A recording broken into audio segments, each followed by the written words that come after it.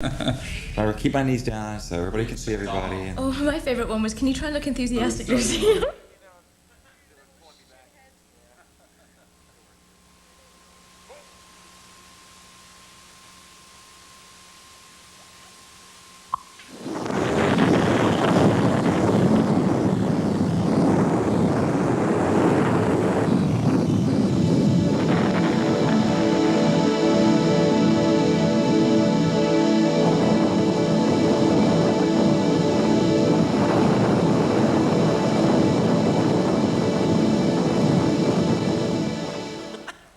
Hi, I'm Miles.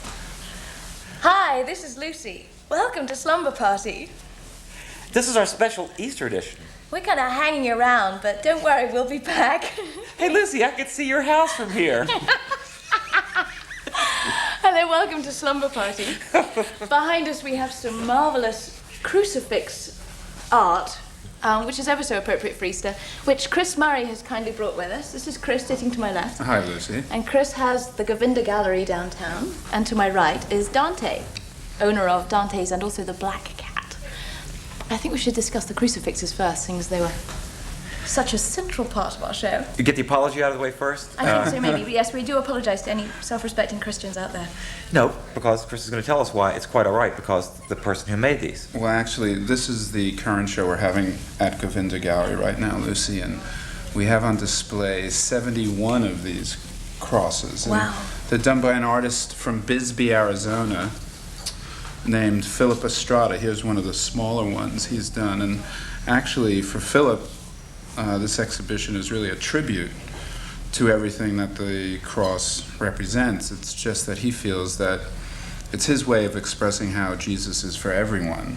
And it was interesting, Lucy, because one of the Georgetown residents who happened to come in the gallery, she bought one of the crosses early on, and she said, well, you know, Chris, everyone out there has a cross of their own to bear. So it's actually a universal kind of thing. It's not in any way something that's not enthusiastic or respectful about what the cross represents. So and there are 71 of them. And Philip, he's actually an interesting fellow. He's half Apache. His mother is a full-blooded Apache. I was wondering if he was Eric's brother. Eric. And his father's Mexican, and so his mother collects these dolls and gives them to him, and he finds these other things in junk stores and discarded elements, and he combines them in, I think, a very creative way. And the show's been extraordinary because if you come in the gallery, there's a real feeling to have 70 of these on the walls, and I've rarely seen a show in all the years we've been there that's attracted such interest from all young and old alike. And Govinda's in Georgetown? It's in Georgetown on 34th and Prospect Street, just one block from M Street. And how long have you been there? We've been there 19 years. Next year's our 20th anniversary, I'm happy to tell you. That's quite impressive. I mean, Does that we mean you, Chris? Yes. You must have been a child The when you royal started we. this the place. royal we. The royal We've we. been there for quite some time. No, I mean, you don't look like you could have owned a gallery for 20 years. Well, thanks. I started in 1975, and in the same location. When you were a whippersnapper. Yeah. Like you or I. Well, How did you get started?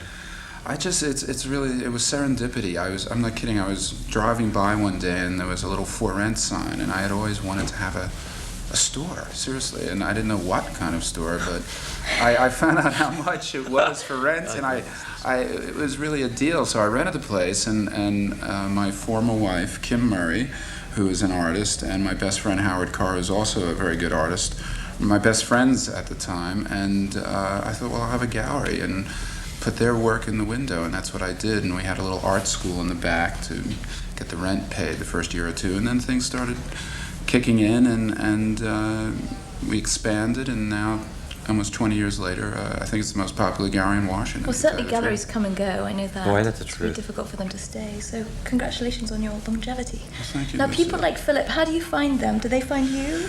Sometimes they find me, but this was an interesting story because there's a psychiatrist, actually, who lives in Georgetown, Dr. Frank, a friend of mine, and I went to visit him one day.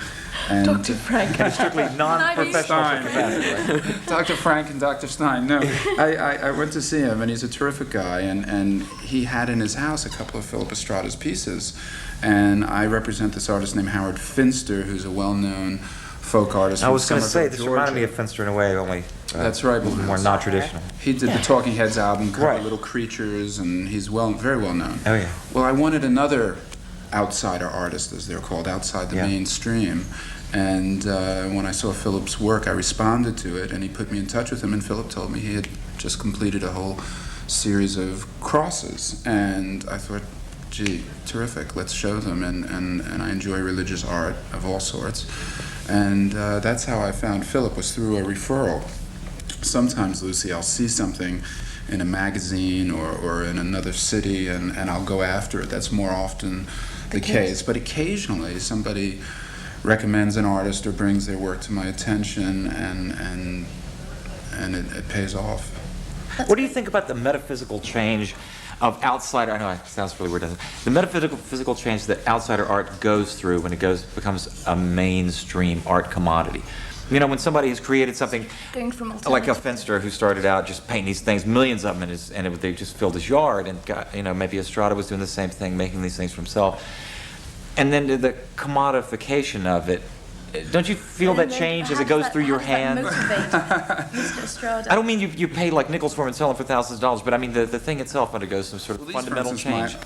Miles are only $300. They're not expensive at all as Right. far as original art goes. In fact, in my mind, they should be selling for a lot more. But I think outsider art is so original, Miles, and it's so uncommercial. These guys are creating this work. That's one reason they're called outsiders, because they're outside the mainstream, not only the mainstream of art, but the mainstream Of life. of the whole commerce of galleries and everything, that the work is so strong in itself. It Yeah. has such integrity. I that agree, even- I agree. But that even when it goes up to Madison Avenue or into Georgetown or wherever, it retains its integrity because it's so powerful. And it's just, Dante could confirm this. It's just when you have a great band and they happen Yeah. to get a hit record. Commercial. You sold out. It doesn't mean that the people who appreciate the work appreciate it any less. Yeah, In good. fact, it just gets it out to more people. Right. Well, thank you very much for a lovely segue there, Mr. Dante. Thanks. You need a job there, Chris? Use ya.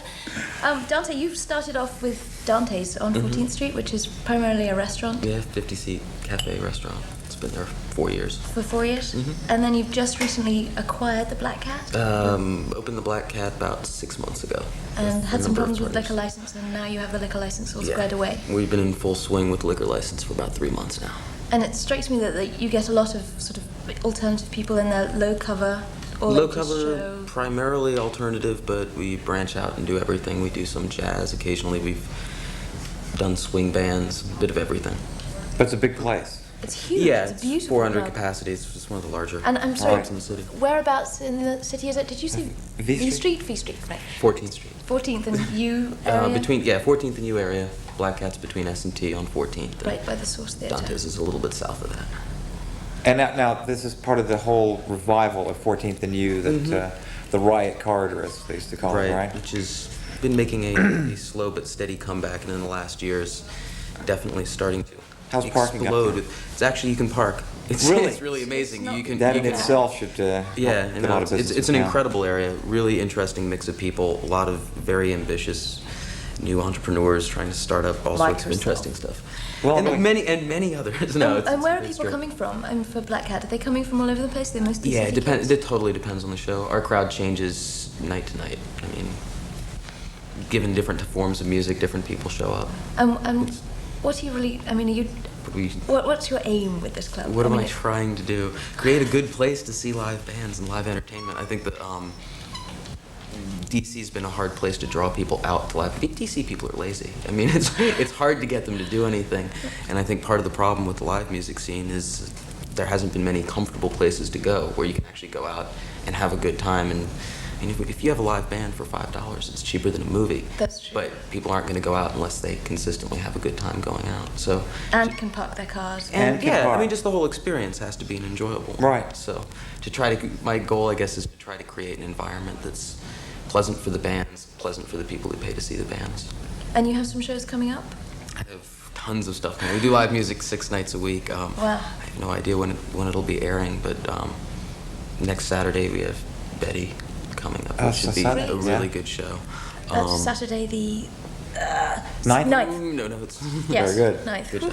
Mental arithmetic. And the Thursday the 7th, we have a band, Codeine, which should be a fantastic show. Codeine. That's what I saw. You should bill them with morphine. Codeine. There's a great new band called Morphine. If you get morphine and codeine We together. did Morphine. Yeah, no, we actually were joking about that a while ago. No, Morphine just played last month. Fantastic show. I was listening to the tape all weekend. It's great. I mean, they're actually an example of what you were saying with art. They played on Halloween. They drew about 100 people. Yeah. No one had heard of them. Then they 3 or got the 4 hit. months later, they're selling the club out. They've gotten tons of hype. Their integrity hasn't been compromised at Right. all. I mean, I've definitely seen some bands where I'm not crazy about them once they get big, but I've seen a lot of bands where their heart is really into the music, getting larger, and having that commercial success doesn't hurt at all. I think money can corrupt you. Let's talk about a guy. However, Let's talk about a guy who died before he could lose his integrity. Oh, Jimmy over here. Mr. He let everybody else sell his integrity. Good job. Now this is a picture done by somebody who just recently had a show at your gallery. He's going to have a show, He's going to have a Lucy. show. Since you mentioned to me Dante was going to be on, I thought I'd bring out 2 projects that we're doing at Govinda Gallery that were rock and roll related. And Garrett Mankiewicz is the photographer who took the image, and this is the new cover for the new Jimi Hendrix MCA released CD greatest hits thing called Are You Experiencing? Garrett got together with a gentleman named David Costa who designed the Traveling Wilbury albums and Elton John's albums, and they created this beautiful silkscreen, all hand-pulled silkscreen based on this image that Garrett took of Jimmy's. I brought some of Garrett's other photos. I say best boy. So, did Garrett actually take the original photograph, or he just went down there and? Absolutely. Do a trick. Very good. Here we have best boy David over here. Thank you, David. Thank you, David. Garrett did take the original photo, and I thought I'd show you examples of his other photos. For instance, many of you might know this is an outtake from his Between the Buttons That's what I was album just cover gonna of the say. Rolling Yeah. Stones. Now, Garrett is this extraordinary photographer who is not so well known in America, but he's about to become very well known because of his Hendrix cover Yeah. and because of his show at Govinda Gallery and some other projects. But this is the, Let's Spend the Night Together was on this album, and this is one of Garrett's photos, a terrific one. Here's another one, I think, if the cameraman can get that Oh, he did that's of lovely. the Stones. I thought that was a terrific piece. And these are all limited edition prints that we have available at the gallery, exclusively actually in the U.S. This is from the same session. How much would something like this cost? Just It's out not of very much, curiosity? just $500, and they're signed, sell a and couple of numbered, guitars, and I'll buy it. stamped. This, by the way, they were also repackaging all of Jimi Hendrix's records and taking the original art and putting the original art on the inside. Right. And Garrett's doing, with David Costa, New outside. all the new outside covers, because this one was so successful that they're using Garrett, and this is one of the pictures that they're reworking. Here's one he did of the entire band, of the Experience, pretty extraordinary, with Mitch Mitchell and Noel Redding. And great rock and roll photography is really something that's coming on. I mean, all the great photographers such as Richard Avedon and Irving Right. Penn have all done terrific photographs of Bob Dylan and the Beatles. And so at Govinda Gallery, we carry a lot of these photographers. Here's another one, a different Phil photographer who many consider the greatest rock photographer of all time. Who's Jim Marshall. Very good, Miles. He's been swatting up. Annie Leibovitz, in fact, in her big new book says we all owe a debt to Jim Marshall. This was the cover of for the Allman Brothers, their famous Live at the Fillmore, was it? Love Phil Maurice. And Fillmore East, and that's a great picture. Here's one for all you deadheads. Not many people have seen this picture of Eric Clapton and Jerry. This was circa 1967. Wow. And I think that's I was only about 4 years old when this was taken. Right. This year I was born. Here's a terrific photo that Jim Marshall also did. It's the last photo taken of the Beatles. Coming off at Shea? Exactly. No, not Shea. This was at the Candlestick Park. Oh. And it was their last concert. They hadn't announced to anyone it was their last concert. They But probably know there was their last concert. it was, in fact, the last concert the Beatles ever did. And Jim was the only photographer allowed to be with the Beatles at it. And so it's quite a rare photo. And it Wow. shows everything that was going on. And let's see, I think we have one more. Oh, this is a terrific one of The Who. I think this is probably the greatest photograph I've seen of The Who as a band, and Roger Daltrey with That's a those nice eyes, photograph. and Peter Townsend. Yeah. They all look extraordinary. Yeah. We have any- Oh, Keith we have Moon one looks more, sober. which It's I think Dante might like a lot.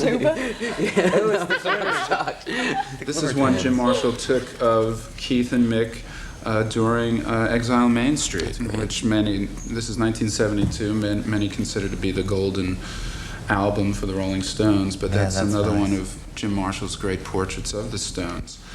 I thought, Miles and Lucy, since I had a bit of a rock theme going, there's a British publisher named Genesis Publishing who make these beautiful the Clapton limited box. edition handmade Best boy! Best boy. He's such a good best boy. Very This is your careful son. with those. They're I am being very hundreds careful. and Look. hundreds of them. Can you bring blinds and shutters too? Thank you. Thank you, best boy. We're the exclusive distributors in the United States for Genesis Publishing, and they do these extraordinary handmade books. And Miles, if I could just push that over there. This one is called 24 Nights, and they come in these beautiful box sets, Lucy. And you open the book up, and each book, for instance, this is what they call a scrapbook, but it includes all kinds of lovely memorabilia, reviews from Eric's show that are hand dipped in. Photographs that are all previously unpublished with all kinds of little stuff stuck in there. But the great thing for the collectors is that each book is personally autographed by whoever it's about. For instance, this book is autographed by Eric Clapton and also by Peter Blake, who is a famous artist in England who did the Sgt. Pepper album cover, designed it.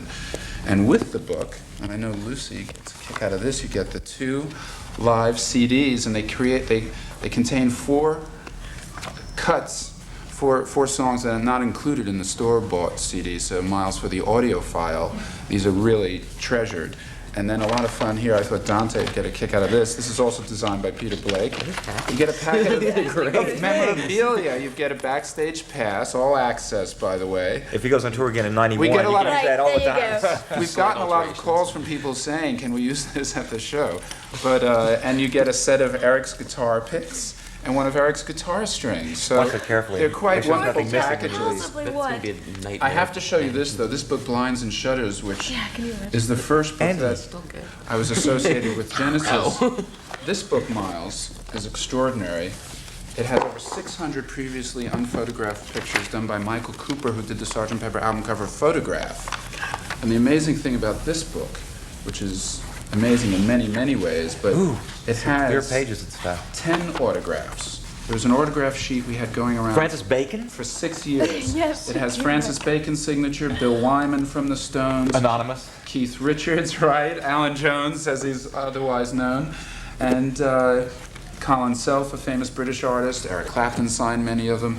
All kinds of people. What's it about? It's about the scene in London in the 70s and late 60s, and all about fashion and all about the rock scene there. Let's see if we can get a good. Well, here's Marcel Duchamp, but mostly it's about the Stones and the Beatles, and it includes, like, here's the great concert that Michael Cooper photographed. This was the benefit they did at Hyde Park, the free concert after Brian after Brian Jones Jones died. died, Yeah, and then there's all kinds of memorabilia pasted in, John and Yoko. Nice. And it has all original text, which is contributed by Paul McCartney, Eric Clapton, Allen Ginsberg, just numerous people. And so these are all beautifully done, hand-bound, limited edition, signed. Oh, this is the outtakes from the Sgt. Pepper session, which have never been published. And they're pretty extraordinary. So, There's a and you real can fair get... on there. I thought it was Jane Mansfield. Who was the babe in the? Was it Marilyn Monroe? Let's see. No, it's Looks like on the far Where's right. the Sonny Liston? Right. Over here, I think that is Jane Mansfield. For real? Well, no, not for real. It was It's a... supposed to be Jane Mansfield. Yeah. Here's the Maharishi. Yeah. Jenny I forget Boyd, that guy. I think. Who was that? Was that Patty Boyd, I remember. Patty Boyd? Was that Paul Mrs. McCartney's Lennon. first wife? Lennon's. I See, think. for us, this is ancient history. Yeah, young Dante and I whippersnappers. weren't even born. Oh yeah, you remember these two that I used. You were in England at the time, surely. You saw them once in a while. It's our pictures. Yeah. So now, Chris, why do you think this resurgence of such interest in the 60s and 70s and the photography? I mean, it strikes me that all of a sudden this is becoming, or is starting to become. Well, there are a couple of things, Lucy. First of all, a whole new generation of people are appreciating, like your best boy here, David. They're enjoying the music of Hendrix. They're enjoying the music of the Stones, Led Zeppelin, and the Clash, and so there's a whole new audience for the work, first of all, and then the other reason is people like yourself, like myself, are now looking back at this material as our legacy or heritage or what have you, and find these images to be really enjoyable just to collect and to have, and just to remind us of where we were coming from. Exactly, So- and the influences. The hippies of the '60s have become merchant bankers and things like That's it. that. Now they have enough money to And what's purchase really, it. what's a Like, couple thank you, $1,000 for Dante. something? Dante's absolutely right. Yeah. Whereas our it does generation make a can afford difference. $5 cover. And that's if And so you get instead that of out collecting things from, let's say, our parents' era, we now have our own material Exactly. to collect, and this was our history, let's face it. Whether So now, if people are interested in these books, they can come and purchase them from the Govinda? they can purchase them directly from Govinda Gallery, or if they like, they can call the gallery and we can ship them to them, and they can use their credit card or checks or what have you. And Isn't that easy? yeah, It is easy, but I hate to be the mercenary one again, but how much is something like one of these fine box sets cost? they're not that much. These are $395. Oh, you're right, that isn't that much. Yeah. Eric's autograph is worth that much, not to mention the CDs. And the guitar picks that you memorabilia. sweated on. Yeah, that's true. Probably just sweating. Probably just took out his pocket. We have a new one coming out for our show in June, which is called Liverpool Days, and it's all about the scene in Liverpool in the early '60s, and it's a show of photographs and a book of photographs by Astrid Kircher, who everyone's going to know about soon because they just made a feature film called Backbeat. Right. And she's was being one of played by Cheryl Lee Finn. Oh, yeah. And it's all about her love affair with Stuart Sutcliffe, who was the Beatle who died of a brain aneurysm when he was 22 years old, and in Hamburg. What are you laughing at? That's a sad story. I was just having a Spinal Tap moment. Well, there was just this little green glob. Well, it was more like a stain. Yeah, just like- There really was a Beatle named Stuart Sutcliffe. I'm Did he not die kidding. on stage? No, he didn't. Sorry. Lucy, you're terrible. But no, and well, Astrid was Stuart's girlfriend, and she took these fabulous photos in Liverpool, but also during the filming of Hard Day's Night. Sorry, you're not cracking up the rest of it. She was also with another photographer named Max Scheller, and the show is going to be the photographs of Max Scheller and Astrid. Lucy, she reminds me of one of those early She could have been. 70s British, you know, She would be great in Hard Day's Night or something. Archetypes. yeah. Not archetype. Uh-oh, I hate to tell you, but Oh your my image God, is spun around. I'm starting to turn around. Well, it was Easter, you know, and Yeah, that's what you get when you work so hard. And yeah. Who's your favorite band you've had up at Black Cat from around here? Favorite Should I do that? band? well, local bands. Do you have local Local, bands? that's what I meant. We do primarily local bands. And good for you. There's not many places they can. Yeah, not many places support local music very much. Your own personal favorite. Dante, don't you have a show coming up with the guitars from Black Flag? No, actually, that was misprinted. That's actually short 15 minutes. So sorry. Still be a great night for you, though. Don't bother. Don't like it. Much more important things than that count. It's really hard for me to judge, and I also probably get a lot of crap. Yes, you wouldn't. If I You did don't pick a ask that. favorite. However, so- Dante, what you should do is anyone just- that even looks slightly good, just scuttle around on the stage after they're gone and pick up their picks and their See, used now you're Kleenexes. and talking. Hold them, And take hold some them for about pictures of 10 them. Hold years, them, and and then there you go. Just put them in We'll nice little exchange numbers. envelopes. We'll publish a limited No, edition we'll- book, and it can be autographed by I'll Dante. be there with my Polaroid. You know, those sorts of things happen. I mean, they were just youths, you know, back then. Nobody Well, knew it they is. would be great. I mean, it's actually interesting to see this and compare it to some of the bands that I know that are finally starting to make it. Well, that's the from thing is the DC smaller- bands are suddenly starting to get acknowledged a little bit more. Yeah, finally. I mean, We've I'm. got Fugazi. Who? Oh, forgot. Well, actually, there's a big rumor that DC is going to be the new signing grounds in New Seattle, and, Which would be Right. nice. which would be nice. That'll I'll be the believe it when I day. see it. Oh, yeah. Miles, you're just a But- bitter, jaded, dried up old guitar I've player. just seen. Everybody wants to be the next Seattle. I've been to Seattle, and brother, I'm glad this isn't Seattle. I saw a great band at Black Cat that I heard was on the show. It's called Adam West. Yeah, They were were on the actually show. on here. They were on the The show. Zimmerman's coming up, who play the club fairly often. they were good. and they're really great. Yeah, they're not bad. There's tons of fantastic nice, local wouldn't bands you? in this city. People just don't have the guts to spend $5 and go out and see something that they don't know Know they're too going to much like, about. and people aren't willing to take the chance. Well, that's sort of what we're trying to do here, is get Exactly. people sitting on their big fat bottoms on their couches. Not that you all have big fat bottoms, I'm sure you all do. Or but- couches, for that matter. Right, but if you're sitting there on your deck chair with your skinny bottom watching the show and you see something that you like, please do go to Black Cat. But they're just saying, hey, we just saw it on Free television. What, I gotta pay $5 and leave my house?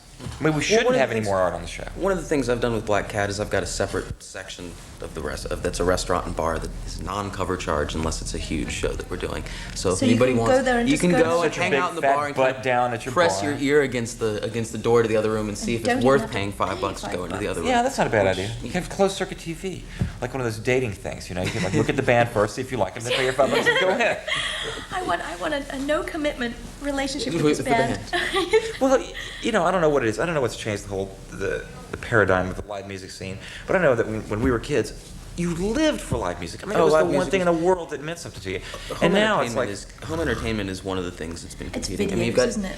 Videos. well, they Well, say that, but I'm not sure seriously, that's videos true. MTV. Cable TV hurts it. Well, the other thing too is that people every, are so like, well massive- produced, and the videos are so slick that you go and see someone in live now, and it's kind of a disappointment. Yeah, It's that may be also it. also I think there's been kind of a lowest common denominator in entertainment recently. People want to go out for something that's very predictable. Like metal. Accessible. Or even I've noticed a lot of people going straight out to dance clubs. You're going to get the same experience either way. You're going to have a good night out. With live music, it's hit or miss. You're either going to have a night you're going to remember for the next 10 years, or the band's going to stink. I mean, You know, I don't know swear, if people are willing to take the chances worst much night, anymore. the worst night you could have with a live band is better than the best night you could Thank have you. listening to With a- canned Thank you. music. I mean, that's just I true. mean, No, but that's the reason as I've opened as the club. somebody, Yeah. as somebody who books clubs, how do you do it? I mean, if somebody says that this band's great, do you trust them, or do you go and see them? No, do we you listen to tapes? We get 5 tapes, 6 tapes a day coming in really constantly. from around the area, or Yeah, national? usually a lot of the national acts usually come in through promoters from around the area. We get tons of tapes. Usually, I make somebody else sift through those. I was gonna say, I don't. if you're like I most don't. club owners, I don't have time. you're to like do it, you call up and you say, "Did you get my tape?" And you go, "I think it's here somewhere." Did you listen to it? No, I haven't listened to it yet. Will you listen to it? Mm-hmm. Why don't you send me another package? So we sent you another package, and then like 6 weeks later we call back and said, "Did you get our package?" Yeah, I think I saw Yeah, it. Did you listen to it yet? No, I haven't listened to it yet. Send me another one. You know. So finally, another Yeah, these package. guys. I mean, it's difficult because some of the bands out there are really great, but if they don't draw, you can't fill a room that fits 400 or 500 people Then and, it's and not worth put a it. band on stage that's going to pull 20 people, and you have to wait until you find the perfect lead-up spot for them, which Right. will come up eventually. But God knows whether it's going to be next week or 6 months down the line. Well, So do you have? Sorry. we trust your judgment, Thank you. and everybody. Dante picks good bands. Go and see them. Yes. And if you're in Georgetown, or if you think you can go to Georgetown, then go and see the Govinda Gallery, where you can purchase one of these lovely books or see some pictures. These are your private pictures. These are From the available at the show? gallery. We will be having a show, but they're available now. So if you want lovely black and white pictures of your favorite rock stars of an era gone by, then pop down. An era gone by. Lovely Jimi Hendrix. And this show is open till the 30th of April. And Take a look at 30th Broadway of April, sometime. you can go and see Miles and I crucified, which is probably where most people would like to see it, I think. Possibly. And thank Probably very you and much I would like to see each for other coming that on way. the show. I certainly would love to crucify you. How's your stigmata, Miles, by the way? Is that getting better? Getting better.